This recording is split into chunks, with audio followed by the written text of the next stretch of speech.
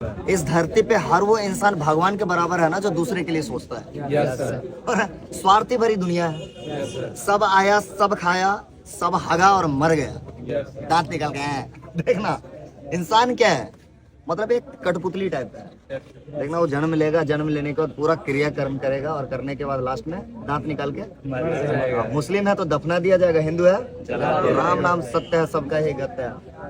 मार डंडा बांस उसको कोच कोच के शमशान में जाके जला देता है। और वो जो लोग कहते थे कि तुम्हारे लिए बिना अधूरे हैं, मर जाएंगे, तुम्हारे बिना कुछ नहीं हो सकता, तुम्हारे लिए जान दे देंगे, वो गरम गरम पूड़ी आके खाएंगे आपको भोज में।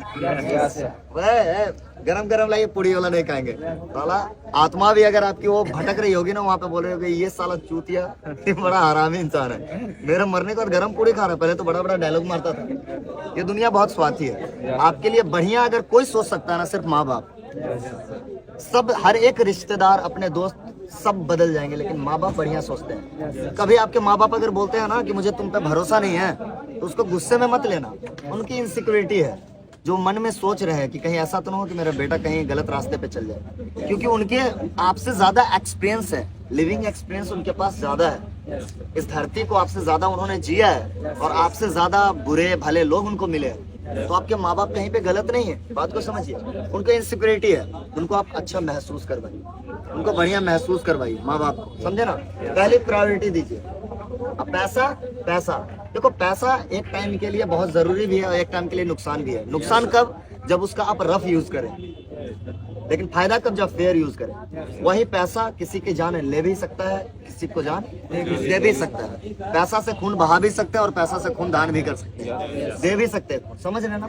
हर एक चीज का, मोबाइल का भी सदुपयोग है और दुरुपयोग है। आप जो करेंगे, गूगल में आप जाके सर्च कीजिए कि चाय पीने के 10 फायदे, तो 10 फायदा बताएगा।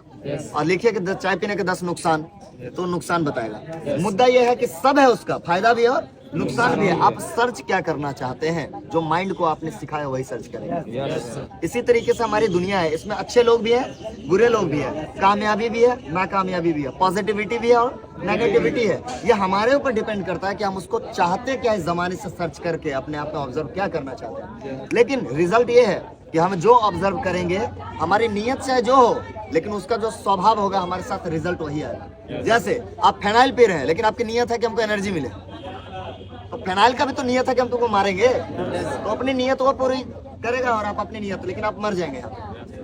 आप जूस पी रहे हैं और आप ये सोच रहे हैं कि जूस पीने से हम मर जाएं, नहीं मरेंगे भाई, ये गलत बात है। इतना भी साइकोलॉजिकल अटैक नहीं होगा कि जूस पीने से मर जाएंगे। जब तक वो रिएक्शन ना करे तो अलग बात है। बात समझ रहे हैं ना। हर एक चीज का पहलू, हर सिक्का का दो पहलू है, एक फायदा और एक नुकसान। चित और पट दोनों होता है, समझे ना। वो स्टे कभी रह नहीं सकता। तो इसीलिए आप लोग लाइफ में इंपॉर्टेंस दीजिए हर जगह पे, हर किसी को। माँ बाप की जगह पे माँ बाप को, बीवी बाल बच्चे की जगह पे बीवी बाल बच्चे को, बहन की जगह पे बहन को, भाई की जगह पे भाई को, दोस्त मतलब दोस्त, रिश्तेदार मतलब रिश्तेदार।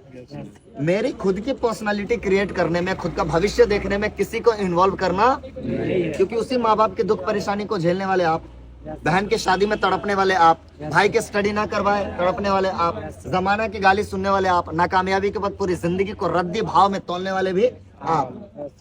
तो आपको ही ये देखना पड़ेगा कि इस पैसे की लड़ाई में, इस जमाने में जिसके पास पैसा है ना, उसको सबसे ज्यादा इज्जत उसी को मिलती है, उसके बिना किसी को इज्जत नहीं मिलती। तो इस लड़ाई में अगर आपको जीतना है तो मैदान में अकेला खड़ा उतरना पड़ेगा। Nobody will there, nobody will be there, कोई नहीं रहेगा आपके साथ। आपको ऐसा लग रहा है कि समवन विल कम और हमको बोलेगा कि भाई क्या सब कुछ बढ़िया, ऐसा कुछ नहीं है। हनुमान चालीसा पढ़ने से ना आपका दिल का जो डर है ना वो खत्म होता है। बजरंगबली प्रकट नहीं होते हैं। ओम नमः शिवाय बोलने से भगवान दर्शन नहीं देते हैं। वो दिल में जो आस्था भावना है ना वही उत्पन्न है। जय श्री राम बोलने से जो पावर हमारे अंदर में जनरेट आता है ना, वो हमारा संस्कार है, हमारा धार्मिक संस्कार है। ऐसा नहीं कि राम जी प्रकट हो जाते हैं। इसी तरीके से पॉजिटिविटी का भी असर होता है, वो प्रकट नहीं होता लेकिन दिखता है क्या, हमारी भावनाओं में, हमारी एनर्जी में। इसीलिए कोई भी कार्य कर रहे हैं, कोई भी काम कर रहे हैं, अपने आप को पॉजिटिव रखिए और दिमाग में एक ही चीज सोचिए कि यहाँ से मैं बेहतर कर सकता हूँ, यहाँ से सब कुछ बदल सकता हूँ। और जिस दिन आपके पास पैसे हैं, 4 लोग पूछने वाले हैं, पैसे हैं रिश्तेदार पूछने वाले हैं, पैसे हैं माँ बाप आपके अपने हैं, वरना कोई अपना नहीं है। एक दिन सब बदल जाएगा। आपके पास आप खुद रहेंगे और आपके पास पैसा है तो एकांत की जिंदगी में भी ना गाना गिटार पे गा के जिंदगी गुजार लेंगे।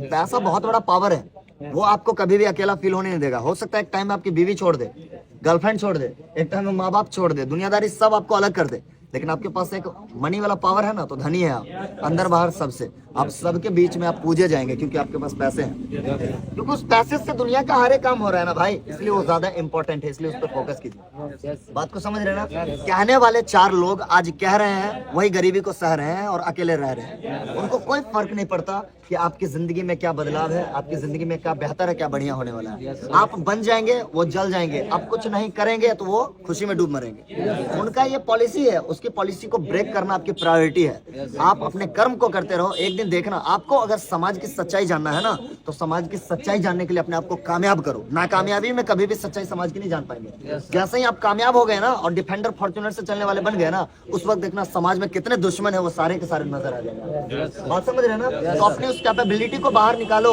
अंदर में हनुमान जी को भी शक्ति का आभास नहीं था, एहसास नहीं था, उसको किसी ने कराया। आपके अंदर में 9 से 16 सूरज का ताप है, वो गर्मी है। अगर आपकी वो गर्मी एक बार बाहर आ जाए ना, जमाना जल जाएगा, कोई बर्दाश्त नहीं कर पाएगा।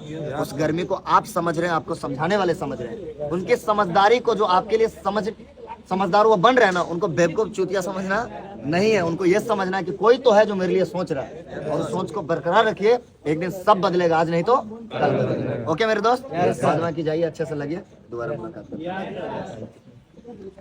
ठीक है।